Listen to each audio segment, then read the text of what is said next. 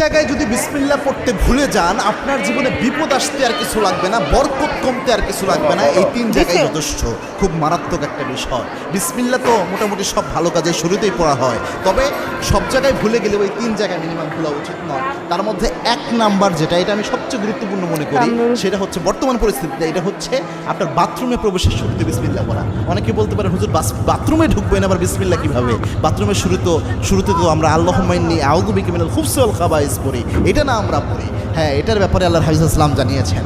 আল্লাহর হাবিব সাল্লাল্লাহু আলাইহি ওয়াসাল্লাম জানিয়েছেন, কোনো ব্যক্তি যদি বাথরুমে প্রবেশের সময় পড়ে আল্লাহুম্মা ইন্নী আউযু বিকা মিনাল খুবসি ওয়াল খাবাইস, এর ফজিলত হলো ওই ব্যক্তি বাথরুমে প্রবেশ করলে বাথরুমের মধ্যে যে দুষ্ট জিনগুলো থাকবে ওই ব্যক্তিকে দেখতে পাবে, কিন্তু কোনো ক্ষতি করতে পারবে না।